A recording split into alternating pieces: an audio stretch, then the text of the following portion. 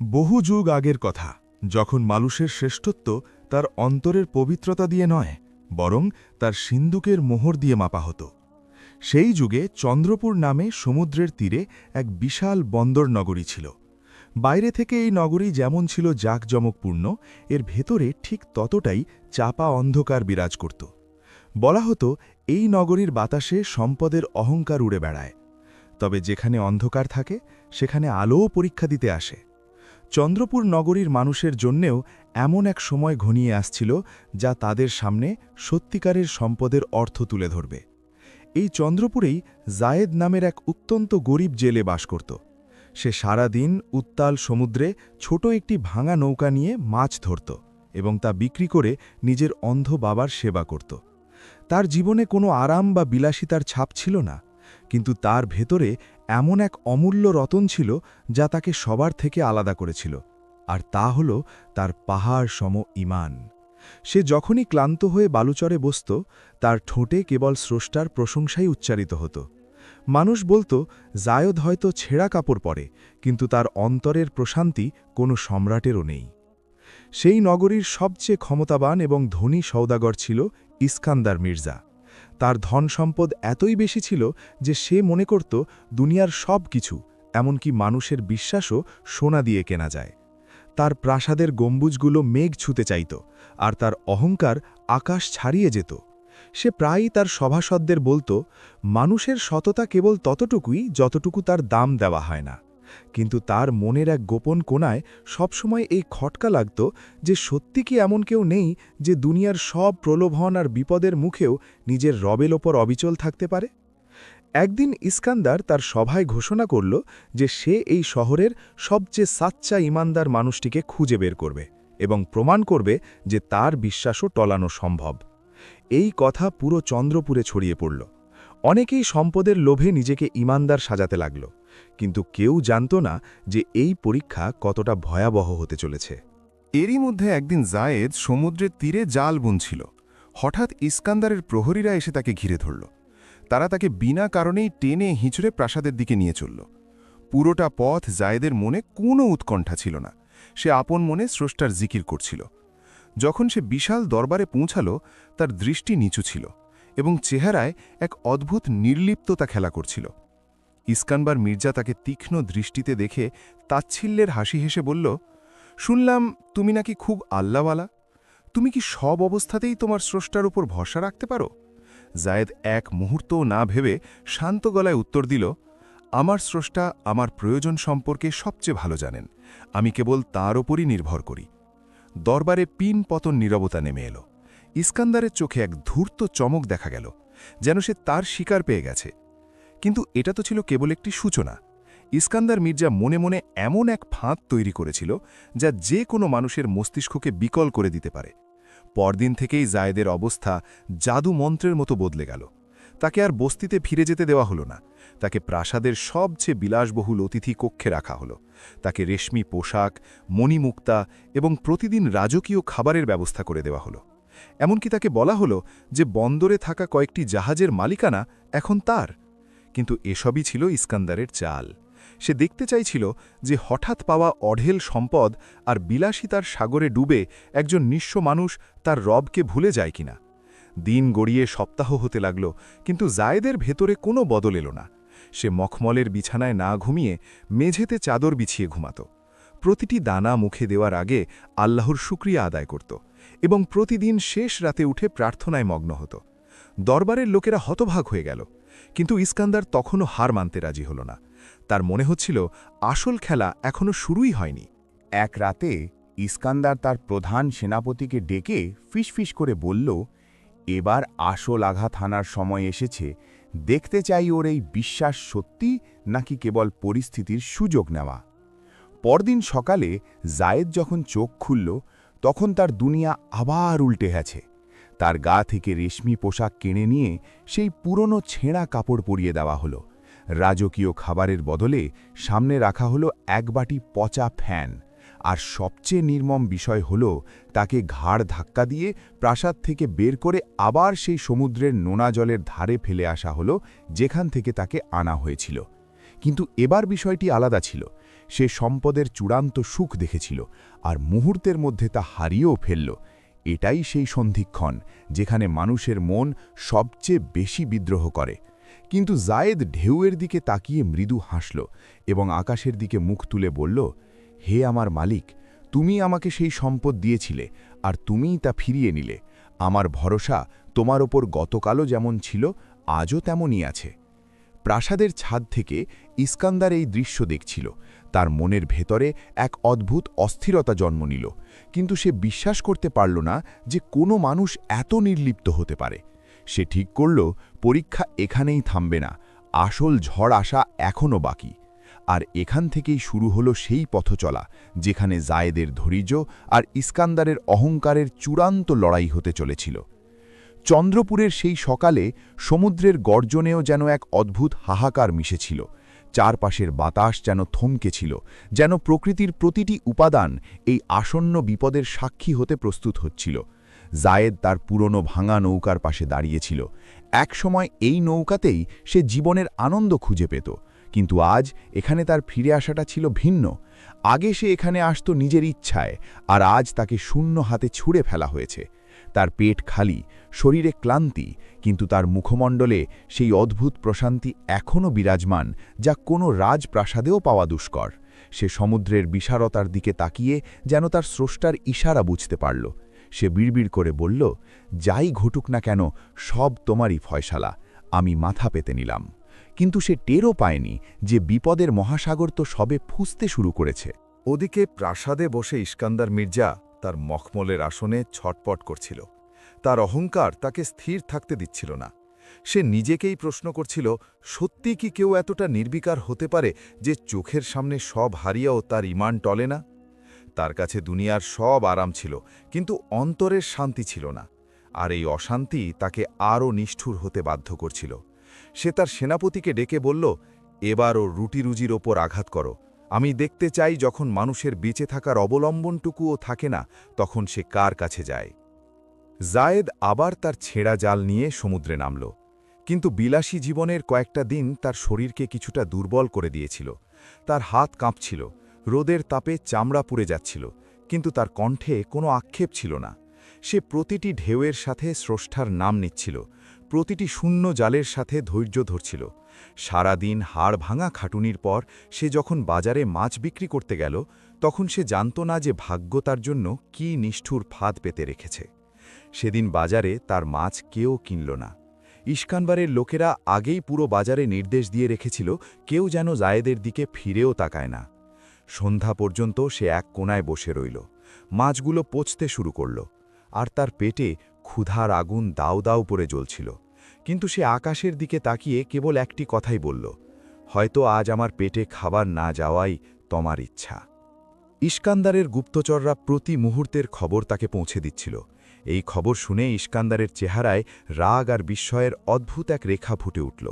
সে বুঝতে পারছিল না যে এই লোকটি কেন হা হুতাশ করছে না। সে ভাবল, হয়তো এই কষ্টগুলো ওর কাছে এখনও সহনীয়।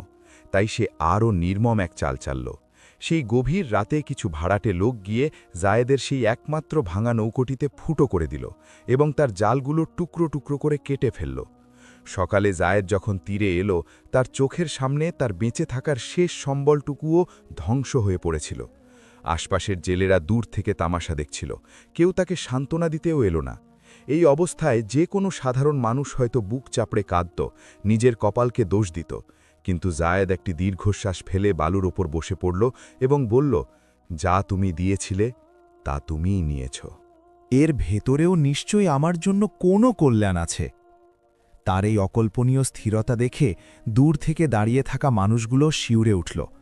তারা ভেবেছিল সে ক্ষোভে ফেটে পড়বে, কিন্তু তার এই প্রশান্তি তাদের ভেতরে এক অজানা ভয়ের জন্ম দিল। এই খবর যখন ইস্কান্দার মির্জার কানে পৌঁছাল, সে কিছুক্ষণের জন্য পাথরের মতো জমে গেল। তার মনে হল যেন তার নিজের অহংকারের দেয়ালে কেউ হাতুড়ি দিয়ে আঘাত করেছে। কিন্তু তার ভেতরের শয়তান তাকে পিছু হটতে গেল না। সে নির্দেশ দিল যে এই লোককে কোনোভাবেই স্বস্তিতে থাকতে দেওয়া যাবে না। সেদিন জায়েদের কাছে কোনো খাবার ছিল না, কোনো কাজ ছিল না। ক্ষুধা আর তৃষ্ণায় তার শরীর নিস্তেজ হয়ে আসছিল। সে একটি পুরনো বটগাছের নিচে বসে রাত কাটানোর সিদ্ধান্ত নিল। রাতের বাতাস ছিল হাড় কাঁপানো ঠান্ডা, কিন্তু সে তার পুরনো চাদরটি গায়ে জড়িয়ে শুয়ে পড়ল। তার ঠোঁট তখনও নড়ছিল। সে নিজের জন্য নয়, বরং এই শহরের সব মানুষের হেদায়েতের জন্য দোয়া করছিল। সেই রাতেই এক অদ্ভুত ঘটনা ঘটল। এক জীর্ণশীর্ণ বৃদ্ধ লোক কাঁপতে কাঁপতে তার কাছে এসে দাঁড়াল। লোকটি খুব দুর্বল ছিল এবং তার কাছে খাবার চাইল। জায়েদের নিজের পেটেই সারাদিন কিছু পড়েনি, কিন্তু তার ঝোলার এক কোণায় গতকালের একটি শুকনো খেজুর পড়েছিল। সে বিন্দুমাত্র না ভেবে সেই খেজুরটি বৃদ্ধের হাতে তুলে দিয়ে বলল, আমার কাছে দেওয়ার মতো শুধু এই একটি জিনিসই আছে। বৃদ্ধ লোকটির চোখে এক স্বর্গীয় দ্যুতি খেলে গেল। সে জায়েদের মাথায় হাত রেখে দোয়া করে সেখান থেকে অন্ধকারে মিলিয়ে গেল। জায়েদ জানত না এই বৃদ্ধ কে, কিন্তু তার মনে হল তার সমস্ত ক্লান্তি যেন নিমেষেই দূর হয়ে গেছে। গুপ্তচলেয়া যখন ইস্কান্দারকে এই কথা জানাল, তখন তার মুখ ফ্যাকাশে হয়ে গেল। যে মানুষ নিজে ক্ষুধার্ত, সে অন্যকে কিভাবে নিজের শেষ সম্বলটুকু দিয়ে দেয়? এটা তার হিসেবের বাইরে ছিল, কিন্তু সে দাঁতে দাঁত চেপে বলল, এখনও ওর সবচেয়ে বড় দুর্বলতার উপর আঘাত করা বাকি। পরদিন সকালে জায়েদ যখন উঠল, তার পা ঠিকমতো চলছিল না। সে কোনো মতে শহরের দিকে এগোচ্ছিল। হঠাৎ সে দেখল রাস্তার ধারের একটি কুঁয়ো থেকে কেউ বাঁচার আকুতি জানাচ্ছে। সে কাছে গিয়ে দেখল একজন লোক কুঁয়ায় পড়ে হাবুডুবু খাচ্ছে। জায়েদের নিজের শরীরেই জোর ছিল না, কিন্তু সে নিজের জীবনের পরোয়া না করে কুঁয়ায় দড়ি ফেলে লোকটিকে অনেক কষ্টে টেনে তুলল। লোকটি হাঁপাতে হাঁপাতে জায়েদের দিকে তাকাল এবং এক অদ্ভুত হাসি দিল। তারপর চোখের পলকে সে ভিড়ের মাঝে কোথায় যেন হারিয়ে গেল। জায়েদের মনে হল এই লোকটি সাধারণ কেউ নয়, কিন্তু সে বেশি কিছু ভাবার শক্তি পেল না। ওদিকে প্রাসাদে বসে থাকা ইস্কান্দার মির্জার কাছে যখন এই খবরগুলো পৌঁছাচ্ছিল, তখন তার ভেতরে এক প্রলয় শুরু হয়েছিল। তার মনে হচ্ছিল এই পরীক্ষা এখন আর তার নিয়ন্ত্রণে নেই, কিন্তু তবুও সে নিজের জেদ বজায় রেখে বলল, এবার সত্য মিথ্যা যাচাই হয়েই ছাড়বে। আর ঠিক এই জায়গা থেকেই গল্প এমন এক মোড় নিতে শুরু করল, যেখানে কেবল জায়েদের ঈমান নয়, বরং ইস্কান্দারের পুরো দুনিয়াটাই উল্টে যেতে বসেছিল। চন্দ্রপুরের বাতাসে এখন এক থমথমে নীরবতা, যেন প্রলয়ঙ্করী কোনো ঝড়ের আগের মুহূর্ত। জায়েদ শহরের এক ধুলোমাখা রাস্তায় দাঁড়িয়েছিল। তার মনে বারবার সেই কুঁয়ো থেকে বেঁচে ফেরা লোকটির মুখ ভেসে উঠছিল। কে ছিল সে? কেন সে অমন অদ্ভুতভাবে হেসে মিলিয়ে গেল? জায়েদ আকাশের দিকে তাকিয়ে ফিসফিস করে বলল, হে আমার মালিক, যদি এগুলো তোমার পরীক্ষা হয়, তবে আমাকে শক্তি দাও, যেন আমি পথভ্রষ্ট না হই। তার এই সরল প্রার্থনায় এমন এক বিশুদ্ধতা ছিল, যা যেন আকাশ ভেদ করে চলে যাচ্ছিল। কিন্তু সে জানত না প্রাসাদের ভেতরে তার জন্য সবচেয়ে বড় ফাঁদ তৈরি হচ্ছে। ইস্কান্দার মির্জা তার বিশাল বারান্দায় পায়চারি করছিল। তার চোখে এখন শুধু রাগ নয়, এক ধরনের আতঙ্কও ভর করেছিল। সে বুঝতে পারছিল যে সে যাকে ভাঙতে চাইছে, সে আসলে ভাঙার মতো কোনো উপাদান দিয়েই তৈরি নয়, কিন্তু তার ক্ষমতা আর সম্পদের দম্ভ তাকে পরাজয় স্বীকার করতে দিচ্ছিল না। সে তার সেনাপতিকে ডেকে ক্রূর হাসিতে বলল, এবার ওর ধৈর্য আর বিশ্বাসকে এক পাল্লায় মাপা হবে। ওকে এমন এক পরিস্থিতির মুখোমুখি করো, যেখানে ওর হৃদয় টুকরো টুকরো হয়ে যাবে। সেদিন দুপুরে জায়েদ যখন তীব্র রোদে একটি দেয়ালের ছায়ায় বসে জিরিয়ে নিচ্ছিল, ইস্কান্দারের প্রহরীরা এসে তাকে কোনো কথা ছাড়াই আবার প্রাসাদের দিকে টেনে নিয়ে গেল।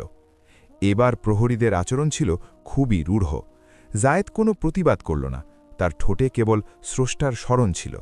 যখন সে দরবারে পৌঁছাল, সেখানকার পরিবেশ ছিল থমথমে। ইস্কান্দার মির্জা তার সিংহাসনে বসে তীক্ষ্ণ চোখে তার দিকে তাকিয়েছিল। সে হুঙ্কার দিয়ে উঠল, জায়েদ, তুই কি এখনও তোর সেই স্রষ্টার ওপরই ভরসা রাখিস, যিনি তোকে রাস্তার রাস্তায় ভিখারির মতো ঘোরাচ্ছেন? জায়েদ মাথা উঁচু করে অত্যন্ত শান্ত কণ্ঠে উত্তর দিল, আমার ভরসা আমার পরিস্থিতির উপর নির্ভর করে না। এই কথায় দরবারে গুঞ্জন শুরু হয়ে গেল। কেউ তার সাহস দেখে স্তব্ধ হল, কেউ তাকে বোকা ভাবল, কিন্তু ইস্কান্দার এক ইশারা করল। প্রহরীরা জায়েদকে দরবারের মাঝখানে দাঁড় করিয়ে রাখল। ইস্কান্দার বলল, এবার তোর চূড়ান্ত পরীক্ষা। যদি তুই জিতিস, তবে তুই এত সম্পদ পাবে যা তুই স্বপ্নেও ভাবিসনি, আর হারলে তোর বেঁচে থাকার কোনো কারণ থাকবে না। জায়েদের চেহারায় কোনো ভীতি দেখা গেল না। সে শুধু বলল, আমার স্রষ্টার ফয়সালাই চূড়ান্ত। এরপর শুরু হলো এক নিষ্ঠুর মানসিক নির্যাতন। জায়েদকে সারাদিন দরবারের মাঝখানে দাঁড় করিয়ে রাখা হলো। তাকে এক ফোঁটা পানি দেওয়া হলো না, আর তার ঠিক সামনেই সাজিয়ে রাখা হলো নানা পদের সুস্বাদু খাবার আর ঠান্ডা শরবত। এটি ছিল শরীর আর মনের এক ভয়ঙ্কর লড়াই। সময় গড়িয়ে যেতে লাগল, বিকেলের রোদ ম্লান হয়ে এলো। জায়েদের গলা শুকিয়ে কাঠ হয়ে গিয়েছিল, তার পা কাঁপছিল, কিন্তু সে এক পাও নড়ল না। তার চোখ বুজেছিল এবং সে আপন মনে জিকির করছিল। দরবারের মানুষজন অস্থির হয়ে পড়ছিল, এই ভেবে যে লোকটা এবার নিশ্চিত মারা পড়বে, কিন্তু সে যেন এক অদৃশ্য খুঁটিতে ভর করে দাঁড়িয়েছিল। ইস্কান্দার মির্জা এই দৃশ্য দেখে ভেতরে ভেতরে জ্বলছিল। তার মনে হল এই লোকটা তার সব বিশ্বাসকে তুচ্ছ প্রমাণ করে ছাড়বে। সে পরীক্ষাকে আরও নির্মম করার সিদ্ধান্ত নিল। তার নির্দেশে প্রহরীরা এমন একজনকে দরবারে নিয়ে এলো যাকে দেখে জায়েদের অন্তর কেঁপে উঠল। তিনি ছিলেন জায়েদের সেই অন্ধ বৃদ্ধ পিতা। বাবাকে প্রহরীদের হাতে বন্দি দেখে জায়েদের চোখ দিয়ে প্রথমবারের মতো পানি গড়িয়ে পড়ল। কিন্তু সে নিজেকে শক্ত রাখল। ইস্কান্দার ক্রূর হাসি হেসে বলল, যদি তুই তোর স্রষ্টার নাম নেওয়া ছেড়ে দিস এবং স্বীকার করিস যে আমার সম্পদই সবকিছুর নিয়ন্ত্রক, তবে আমি তোর বাবাকে ছেড়ে দেব এবং তোদের বিলাসী জীবন দেব। এই মুহূর্তে যে কোনো পাষাণ হৃদয়ও গলে যেত। নিজের জন্য না হলেও বাবার জীবন বাঁচাতে যে কোনো মানুষই মাথা নত করত। পুরো দরবারে সমাসনের নীরবতা। সবার চোখ জায়েদের ওপর। তার অন্ধ পিতা কিছুই দেখতে পাচ্ছিলেন না, কিন্তু তিনি ছেলের উপস্থিতি অনুভব করতে পারছিলেন। জায়েদ চোখ বন্ধ করে একটি গভীর শ্বাস নিল, তারপর চোখ মেলে ইস্কান্দারের দিকে তাকিয়ে বলল, হে সওদাগর, আমার বাবার শ্বাস-প্রশ্বাস সেই সত্তার হাতে যার আমি ইবাদত করি। আমি যদি আজ তোমার সামনে মাথা নত করি, তবে আমি আমার রবের কাছেও অপরাধী হব, আর আমার বাবার কাছেও। এই কথা শুনে তার অন্ধ পিতার দুই গাল বেয়ে অশ্রু ঝরে পড়ল, কিন্তু তিনি কাঁপা কাঁপা গলায় বলে উঠলেন, বাবা, তুই সঠিক পথেই আছিস, আমি তোর ওপর সন্তুষ্ট। দরবারের মানুষগুলো যেন পাথর হয়ে গেল। তারা বুঝতে পারছিল যে তারা কোনো সাধারণ মানুষের সামনে দাঁড়িয়ে নেই। ইস্কান্দার মির্জার মুখ রাগে কালো হয়ে গেল। সে হুকুম দিল, এই ভিখারি আর তার অন্ধ বাপকে শহরের সবচেয়ে দুর্গম আর জনশূন্য পাহাড়ে ফেলে দিয়ে আয়, যেন তারা তিলে তিলে মারা যায়। প্রহরীরা তাদের নিয়ে বের হয়ে গেল। যাওয়ার সময় জায়েদ একবার আকাশের দিকে তাকিয়ে বলল, হে আমার মালিক, তুমি জানো আমি তোমাকে ছাড়িনি, এখন তুমি ছাড়া আমাদের আর কেউ নেই। ওদিকে প্রাসাদে বসে ইস্কান্দার মির্জা এক অদ্ভুত শূন্যতা অনুভব করতে লাগল। সে বুঝতে পারছিল না সে জিতেছে নাকি হেরেছে। তার অহংকার তাকে সত্য মানতে দিচ্ছিল না। আর ঠিক এখান থেকেই গল্প এমন এক রহস্যের গভীরে প্রবেশ করল, যেখানে শুধু জায়েদ নয়, স্বয়ং ইস্কান্দার মির্জার মনের ভেতরেও এক মহা প্রলয় ঘটতে চলেছিল। কারণ আসল যুদ্ধ তো মানুষের নিজের ভেতরের অন্ধকারের সাথেই হয়। চন্দ্রপুরের সেই গোধূলি লগ্নটি ছিল বড়ই অদ্ভুত। আকাশের রং যেন জমাট বাঁধা রক্তের মতো লাল হয়ে উঠেছিল, আর সমুদ্রের হাওয়া গোঙানির মতো শব্দ করছিল। জায়েদ তার অন্ধ পিতাকে নিয়ে শহরের বাইরে সেই রুক্ষ ও জনশূন্য পাহাড়ি এলাকায় বসেছিল, যেখানে কোনো গাছপালা বা আশ্রয়ের চিহ্ন মাত্র ছিল না। নিচে ধারালো পাথর আর ওপরে খোলা আকাশ। তার পিতার শরীর এমনিতে দুর্বল ছিল, তার ওপরে এই ধকল তাকে আরও নিস্তেজ করে দিচ্ছিল। কিন্তু তার অন্ধ চোখ দুটিতে কোনো আক্ষেপ বা অভিযোগ ছিল না। তার দৃঢ় বিশ্বাস ছিল যে তার ছেলে যে পথে আছে সেখানে স্রষ্টার রহমত অবশ্যই নেমে আসবে। জায়েদ তার নিজের গায়ের পুরনো কাপড়টা খুলে পিতার গায়ে জড়িয়ে দিল। তার কাছে দেওয়ার মতো কিছুই ছিল না, কেবল ভরসা ছাড়া। সে নরম সুরে বলল, আব্বা, আর একটু ধৈর্য ধরুন, আমাদের রব আমাদেরকে এভাবে ধ্বংস হতে দেবেন না। তার পিতা স্নেহের সাথে হাত বাড়িয়ে ছেলের মুখটা ছুলেন এবং বললেন, যিনি তোকে এত বিশাল ঈমান দিয়েছেন তিনি আমাদের ঠিকই পার করবেন। কিন্তু রাত যত বাড়তে লাগল, পরিস্থিতি ততটাই ভয়ঙ্কর হতে শুরু করল।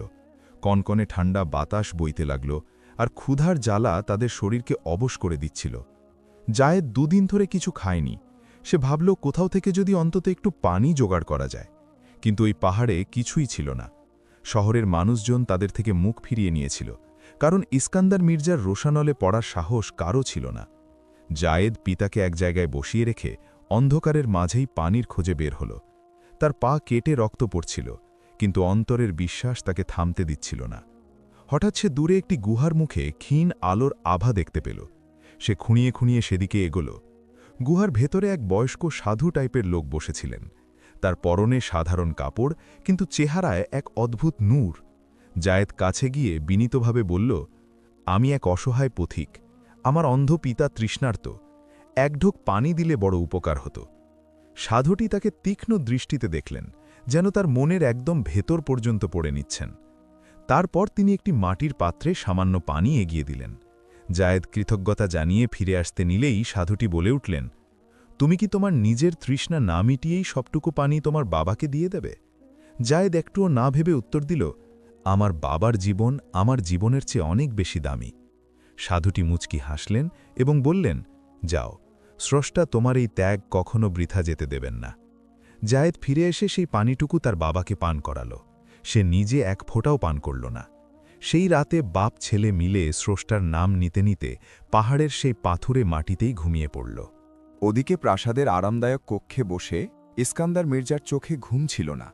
গুপ্তচররা তাকে প্রতি মুহূর্তের খবর জানাচ্ছিল, কিন্তু এবার এই খবরগুলো শুনে তার রাগ হচ্ছিল না, বরং এক ধরনের দিশেহারা ভাব তাকে ঘিরে ধরেছিল। সে তার সেনাপতিকে বলল, আমি ওর সব কিছু কেড়ে নিয়েছি, ওর সম্মান, ওর সম্পদ, এমনকি ওর বাবাকেও ওর সামনে মৃত্যুর মুখে ঠেলে দিয়েছি, কিন্তু ও তো ভাঙছেই না, বরং ওর বিশ্বাস যেন আরও ধারালো হচ্ছে। সত্যিই কি ওর স্রষ্টা ওকে রক্ষা করছেন? এই প্রশ্নটি তাকে কুড়ে কুড়ে খাচ্ছিল, কিন্তু তার ভেতরের দম্ভ তাকে তখনও পরাস্ত হতে দিচ্ছিল না। সে সিদ্ধান্ত নিল যে এবার এমন এক পরীক্ষা নেওয়া হবে যা মানুষের আবেগ আর ইমানকে সরাসরি মুখোমুখি দাঁড় করিয়ে দেবে। পরদিন সকালে সূর্য ওঠার কিছুক্ষণ পরই ইস্কান্দারের সেপাইরা সেই পাহাড়ে গিয়ে হাজির হল।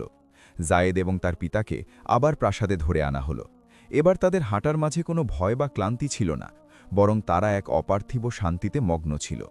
দরবারে যখন তারা পৌঁছল, ইস্কান্দার মির্জা তার সিংহাসনে বসেছিল, কিন্তু তার চেহারায় সেই পুরনো দম্ভের বদলে এক ধরনের অস্থিরতা কাজ করছিল। সে জায়েদের দিকে তাকিয়ে নিচু স্বরে বলল, তোর পরীক্ষার শেষ পর্যায়ে তুই চলে এসেছিস। যদি তুই এবার পাশ করিস, তবে আমি মেনে নেব তোর বিশ্বাসই সত্য, আর হারলে সব শেষ। জায়েদ অবিচল কণ্ঠে বলল, আমার জয় পরাজয় আমার রবের হাতে। ইস্কান্দার এমন এক ঘোষণা দিল যা শুনে পুরো দরবারের মানুষ শিউরে উঠল। সে বলল, তোর সামনে দুটি রাস্তা। এক, তুই তোর অন্ধ বাবাকে বাঁচাতে পারিস, কিন্তু তার জন্য তোকে প্রকাশ্য রাজদরবারে দাঁড়িয়ে বলতে হবে যে তোর স্রষ্টা বলে কেউ নেই, আমার সম্পদই সবচেয়ে বড়। দুই, তুই তোর ইমানের ওপর অটল থাকবি, কিন্তু তাহলে তোর বাবাকে এখনই ওই বিষাক্ত সাপের গর্তে ফেলে দেওয়া হবে।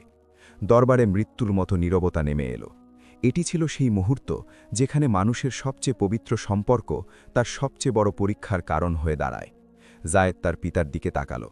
অন্ধ পিতা কোনো ভয় পেলেন না, বরং তিনি শক্তভাবে মাথা নাড়লেন, যেন বলতে চাইলেন যে স্রষ্টার রাস্তার সাথে কোনো আপোষ নয়। জায়েদের ভেতরে তখন এক প্রবল ঝড় বয়ে যাচ্ছিল, কিন্তু তার মুখাবয়বে ছিল সমুদ্রের মতো প্রশান্তি। সে চোখ বন্ধ করল, আর ঠিক সেই মুহূর্তেই সে তার সিদ্ধান্ত জানিয়ে দিল। কিন্তু সেই সিদ্ধান্তে পরিণতি যা হতে চলেছিল তা শোনার জন্য কারও প্রস্তুত থাকার কথা ছিল না, কারণ এরপর যা ঘটবে তা চন্দ্রপুরের ইতিহাসকে চিরতরে বদলে দেবে। চন্দ্রপুরের সেই বিশাল রাজদরবারে প্রতিটি মানুষের শ্বাস যেন থমকে ছিল। সবার দৃষ্টি কেবল জায়েদের ওপর। ইস্কান্দার মির্জা তার সিংহাসনে বসে তীক্ষ্ণ চোখে পরিস্থিতি পর্যবেক্ষণ করছিল। সে মনে মনে ভাবছিল, কোনো মানুষই মৃত্যুর সামনে নিজের জন্মদাতার জীবনকে এভাবে বিলিয়ে দিতে পারে না। জায়েদ তার অন্ধ পিতার দিকে শেষবারের মতো তাকালো। পিতার চোখে কোনো দৃশ্যমান আলো ছিল না ঠিকই, কিন্তু অন্তরের আলোতে তিনি যেন সব দেখতে পাচ্ছিলেন। তিনি মুখে কিছু বললেন না, শুধু তার অভিব্যক্তি বলে দিচ্ছিল যে তিনি স্রষ্টার সিদ্ধান্তের ওপর পুরোপুরি সন্তুষ্ট। জায়েদ চোখ বন্ধ করে একবার গভীরভাবে শ্বাস নিল। তার হৃদয়ে তখন কেবল একটি কথাই প্রতিধ্বনিত হচ্ছিল, স্রষ্টার ওপর পূর্ণ আস্থা রাখো। দীর্ঘ কয়েক মুহূর্ত এভাবেই কেটে গেল। দরবারের নীরবতা ভেঙে জায়েদ চোখ খুলল এবং ইস্কান্দারের দিকে সরাসরি তাকাল। তার কণ্ঠে কোনো কাঁপুনি ছিল না, ছিল পাহাড়ের মতো দৃঢ়তা। সে ধীর কিন্তু স্পষ্ট স্বরে বলল, হে সৌদাগর, আমার রবের কাছে আমার ইমানের যে মূল্য তা এই দুনিয়ার যে কোনো কিছুর চেয়ে বেশি। আমি আমার রবের সাথে বিশ্বাসঘাতকতা করতে পারি না। তাতে যদি আমার বাবার জীবনও চলে যায়, তবুও আমি মাথা নত করব না। এই কথা শোনা মাত্রই পুরো দরবারে এক অস্ফুট আর্তনাদ উঠল। কেউ বিশ্বাস করতে পারছিল না যে একজন মানুষ এতটা অবিচল হতে পারে। তার পিতার চোখ দিয়ে গড়িয়ে পড়া জল তার ঠোঁটের হাসির সাথে মিশে গেল যেন তিনি আজ তার ছেলের জন্য সবচেয়ে বেশি গর্বিত। ইস্কান্দারের চেহারায় মুহূর্তের জন্য ভয় এবং তারপর প্রচণ্ড ক্রোধ দেখা গেল। সে গর্জে উঠে বলল, তুই কি পাগল হয়েছিস? তুই তোর বাবাকে নিজের চোখের সামনে মরতে দিবি? জায়েদ শান্তভাবে উত্তর দিল, জীবন দেওয়ার মালিক যিনি, জীবন নেওয়ার মালিকও তিনি। আমার বাবার মৃত্যু যদি এখানেই লেখা থাকে, তবে পৃথিবীর কোনো শক্তি তাকে বাঁচাতে পারবে না। আমি কেবল আমার রবের আদেশের গোলাম। এই কথায় দরবারের বহু পাষাণ হৃদয়েরও চোখে পানি চলে এলো। কিন্তু ইস্কান্দারের জেদ তখনও ভাঙেনি। সে নির্দেশ দিল, ওর বাবাকে টেনে নিয়ে যা এবং ওই সাপের গর্তে ফেলে দে। প্রহরীরা এগিয়ে এসে বৃদ্ধ পিতাকে টেনে নিয়ে গেল। জায়েদ এক পাও নড়ল না, শুধু তার চোখ দিয়ে নীরবে পানি পড়তে লাগল। পিতা চিৎকার করে বলে গেলেন, বাবা, তুই জিতে গেছিস, রবের ওপর ভরসা হারাস না। দরবারের দরজা বন্ধ হয়ে গেল। পুরো দরবার এক দম বন্ধ করা অস্বস্তিতে ডুবে গেল। ইস্কান্দার মির্জা জায়েদের দিকে তাকিয়ে ব্যঙ্গ করে বলল, এখন দেখি তোর রব তোকে কিভাবে বাঁচায়। তোকে আমি বন্দি করব না, তুই সারাদিন এই দরবারেই দাঁড়িয়ে থাকবি। আমি তোর এই অহংকার চূর্ণ হতে দেখব। জায়েদ সেখানেই দাঁড়িয়ে রইল, তার ঠোঁট অবিরাম প্রার্থনায় নড়ছিল। সময় গড়িয়ে বিকেল হয়ে এলো। জায়েদের অবস্থা তখন খুবই শোচনীয়, কিন্তু তার চেহারার সেই অপার্থিব জ্যোতি একটুও ম্লান হয়নি। ঠিক এমন সময় বিনা মেঘে বজ্রপাতের মতো এক ভয়ানক ঘটনা ঘটল। হঠাৎ করেই চন্দ্রপুর বন্দরের দিক থেকে এক বিশাল সামুদ্রিক ঝড় ধেয়ে এলো। প্রাসাদের দরজা জানালা সজোরে কাঁপতে লাগল। ঝড়ের তোড়ে দরবারের বিশাল ছাদের একাংশ হুড়মুড় করে ভেঙে পড়ল। প্রহরীরা এবং সভাসদরা ভয়ে দিগ্বিদ জ্ঞানশূন্য হয়ে পালাতে শুরু করল। কিন্তু এই ভয়ঙ্কর ধ্বংসযজ্ঞের মাঝেও জায়েদ নিজের জায়গা থেকে এক চুলও নড়ল না। সে চোখ বন্ধ করে শান্তিতে জিকির করছিল। এই দৃশ্য দেখে ইস্কান্দার মির্জার বুক কেঁপে উঠল। তার মনে হল প্রকৃতি যেন তাকে তার ক্ষুদ্রতার কথা স্মরণ করিয়ে দিচ্ছে। সে কাঁপতে কাঁপতে সিংহাসন থেকে নেমে এলো। ঠিক সেই মুহূর্তে একজন প্রহরী হাঁপাতে হাঁপাতে দরবারে ছুটে এসে খবর দিল, হুজুর, এক অলৌকিক ঘটনা ঘটেছে। সাপের গর্তের ছাদ ধসে পড়েছে এবং সবগুলো সাপ মরে গেছে, কিন্তু ওই বৃদ্ধ লোকটির গায়ে একটি আঁচড়ও লাগেনি। তিনি সম্পূর্ণ সুস্থ আছেন। এই কথা শোনামাত্র জায়েদ সিজদায় লুটিয়ে পড়ল এবং কান্নায় ভেঙে পড়ে স্রষ্টার শুকরিয়া আদায় করল। আর ইস্কান্দার মির্জা যেন নিজের কানে যা শুনল তা বিশ্বাস করতে পারছিল না। তার সারা জীবনের অহংকার, তার সম্পদের দম্ভ, তার ক্ষমতার দাপট সব কিছু যেন এই একটি খবরের কাছে ধূলিস্যাৎ হয়ে গেল। সে বুঝতে পারল যে অদৃশ্য শক্তির সাথে সে লড়তে গিয়েছিল, তার সামনে সে নিতান্তই এক তুচ্ছ কীট। কিন্তু প্রশ্ন হল, ইস্কান্দার কি এই সত্যকে মাথা পেতে নেবে, নাকি তার অহংকার তাকে আবারও অন্ধ করে দেবে? এই সিদ্ধান্তই এখন চন্দ্রপুরের ভাগ্য নির্ধারণ করতে চলেছিল।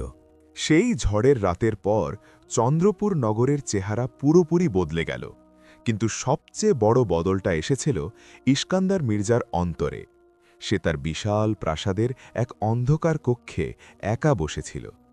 বাইরে তখনও হাওয়া বইছিল, কিন্তু তার ভেতরের ঝড়টা ছিল আরও ভয়াবহ। তার চোখের সামনে বারবার শুধু জায়েদের সেই প্রশান্ত চেহারা ভেসে উঠছিল। সে নিজেকে প্রশ্ন করছিল, সে এতকাল কিসের পেছনে ছুটেছে? তার এত সোনা দানা, এত ক্ষমতা, সবকিছুই তো একজন নিঃস্ব জেলের ঈমানের কাছে তুচ্ছ হয়ে গেল। তার মনে পড়ে গেল তার ছেলেবেলার কথা, যখন তার মা তাকে বলতেন, আসল ধনী তো সে যার অন্তর স্রষ্টার প্রেমে পূর্ণ থাকে। এত বছর পর একজন গরিব মানুষের রূপ ধরে সেই সত্যটাই আজ তার সামনে এসে দাঁড়িয়েছে। ওদিকে জায়েদকে প্রাসাদের এক কোণায় থাকার ব্যবস্থা করে দেওয়া হয়েছিল। তার পিতাকেও সসম্মানে ফিরিয়ে আনা হয়েছিল, কিন্তু তাদের এখনও দেখা করতে দেওয়া হয়নি। এই বিচ্ছেদও ছিল জায়েদের জন্য আরেক পরীক্ষা, কিন্তু তার মুখে কোনো আক্ষেপ ছিল না। সে প্রতিদিন প্রার্থনা করত যেন তার স্রষ্টা তাকে এবং এই শহরের মানুষদের সঠিক পথ দেখান। পরদিন ইস্কান্দার মির্জা দরবার ডাকল, কিন্তু আজ তার বসার ভঙ্গি, তার চোখের দৃষ্টি সবকিছুই আলাদা ছিল।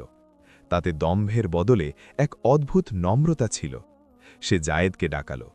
যখন জায়েদ দরবারে এসে দাঁড়াল, সবাই তাকে এক নতুন শ্রদ্ধার চোখে দেখছিল। ইস্কান্দার কিছুক্ষণ চুপ করে থেকে ভারী গলায় বলল, আমি তোকে সবভাবে ভাঙতে চেয়েছি জায়েদ, কিন্তু তুই প্রমাণ করেছিস যে তোর শেকড় অনেক গভীরে। আমি শুধু জানতে চাই তোর এই অটল শক্তির উৎস কি। জায়েদ খুব স্বাভাবিকভাবে উত্তর দিল, আমার কোনো নিজস্ব শক্তি নেই।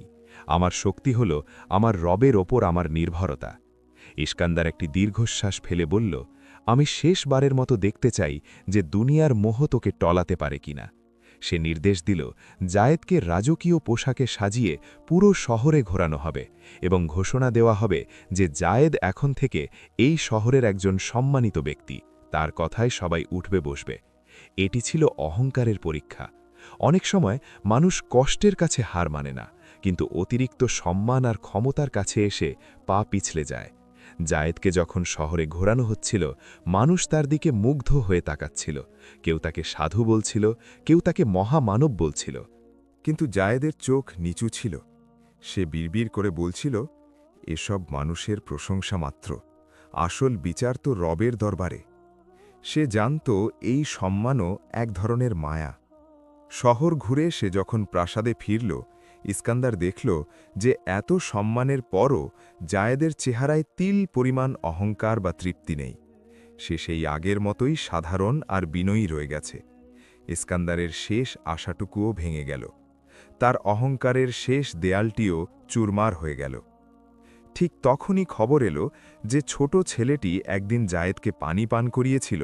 সে ভীষণ অসুস্থ ছিল, কিন্তু হঠাৎ করেই সে সম্পূর্ণ সুস্থ হয়ে উঠেছে এবং সে বলছে যে এক নুরানি চেহারার মানুষ তাকে ছুঁয়ে দিয়েছে। এই খবর শুনে ইস্কান্দারের চোখে পানি চলে এলো। সে তার সিংহাসন থেকে ধীরে ধীরে নেমে এলো। পুরো দরবারের মানুষ হতবাক হয়ে দেখল যে চন্দ্রপুরের সবচেয়ে অহংকারী এবং ক্ষমতাবান সওদাগর আজ একজন গরিব জেলের সামনে মাথা নিচু করে দাঁড়িয়ে আছে। তার ঠোঁট কাঁপছিল, চোখ দিয়ে অঝরে পানি পড়ছিল। সে জায়েদের হাত ধরে কাঁদতে কাঁদতে বলল, তুই আমাকে এমন এক সত্য দেখিয়েছিস যা আমি আমার সব সম্পদ দিয়েও কিনতে পারতাম না। আমি হেরে গেছি জায়েদ, আর তোর বিশ্বাস জয়ী হয়েছে। এই দৃশ্য শুধু একজন মানুষের পরাজয় ছিল না, এটি ছিল মিথ্যার ওপর সত্যের বিজয়। কিন্তু এই বিজয়ের পর চন্দ্রপুরে কি পরিবর্তন আসবে তা দেখার জন্য সবাই উদ্গ্রীব হয়েছিল। চন্দ্রপুরের সেই বিশাল দরবারে যখন ইস্কান্দার মির্জা জায়েদের সামনে মাথা নত করল, তখন চারপাশের বাতাস যেন এক পবিত্র নীরবতায় ঢেকে গেল। কেউ বিশ্বাস করতে পারছিল না যে ইস্কান্দার নিজের সম্পদের দম্ভে মাটি দিয়ে হাঁটতে চাইত না, সে আজ এক দরিদ্র জেলের ঈমানের কাছে সম্পূর্ণ আত্মসমর্পণ করেছে। ইস্কান্দারের চোখের জলে তার এতকালের সমস্ত পাপ আর অহংকার যেন ধুয়ে যাচ্ছিল। সে ধরা গলায় বলল, হে জায়েদ, আমি তোকে পরীক্ষা করতে গিয়েছিলাম, কিন্তু আসলে পরীক্ষা তো আমারই হচ্ছিল। আমি আজ বুঝতে পেরেছি আসল ক্ষমতা সিন্দুকের সোনায় থাকে না, থাকে অন্তরের বিশ্বাসে। দরবারে উপস্থিত সকলের চোখ তখন পানিতে ছলছল করছিল। জায়েদ আলতো করে ইস্কান্দারের হাতটা ধরে তাকে সোজা করে দাঁড় করাল। অত্যন্ত বিনয়ের সাথে সে বলল, হে সওদাগর, এই বিজয় আমার নয়, এটি আমার রবের করুণা। তিনি চাইলে যে কোনো অন্তরকে বদলে দিতে পারেন। ইস্কান্দার তখন পুরো দরবারের দিকে ফিরে জলদগম্ভীর স্বরে ঘোষণা করল, আজ থেকে চন্দ্রপুরে সম্পদের জোরে কারও বিচার হবে না। আজ থেকে এই শহর হবে ন্যায় বিচার আর সততার শহর। এই ঘোষণায় পুরো দরবার উল্লাসে ফেটে পড়ল। ইস্কান্দার জায়েদকে অনুরোধ করল তার প্রাসাদে থেকে নগরী পরিচালনায় তাকে সাহায্য করার জন্য, কিন্তু জায়েদ সেই অনুরোধ বিনীতভাবে ফিরিয়ে দিয়ে বলল, আমার শান্তি আমার ওই ভাঙা নৌকা আর আমার রবের স্মরণের মাঝেই আছে। আমি সেই সাধারণ জীবনেই ফিরে যেতে চাই। ইস্কান্দার হাসি মুখে তা মেনে নিল এবং জায়েদ ও তার পিতার জন্য নদীর ধারে একটি ছোট্ট সুন্দর ঘরের ব্যবস্থা করে দিল।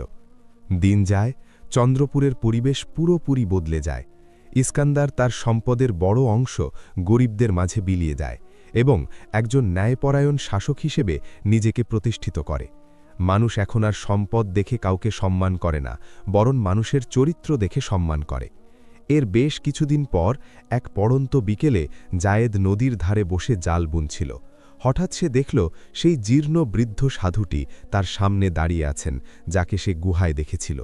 সাধুটি মুচকি হেসে বললেন, তোমার রবের উপর তোমার সেই অটল বিশ্বাসী আজ পুরো একটি শহরকে অন্ধকার থেকে আলোতে নিয়ে এসেছে। তোমার পরীক্ষা শেষ হয়েছে। জায়েদ অবাক হয়ে কিছু বলার আগেই সাধুটি বিকালের কুয়াশার মাঝে মিলিয়ে গেলেন। জায়েদের চোখ দিয়ে আনন্দাশ্রু গড়িয়ে পড়ল। সে বুঝতে পারল বিপদের প্রতিটি মুহূর্তে স্রষ্টা এভাবেই তার সাথে ছিলেন। চন্দ্রপুরের এই ঘটনা মানুষের মুখে মুখে যুগে যুগে এক অমর দৃষ্টান্ত হয়ে রইল, যেখানে শেখানো হল সত্য আর বিশ্বাসের সামনে দুনিয়ার সমস্ত অহংকার একদিন ঠিকই ধুলোয় লুটিয়ে পড়ে।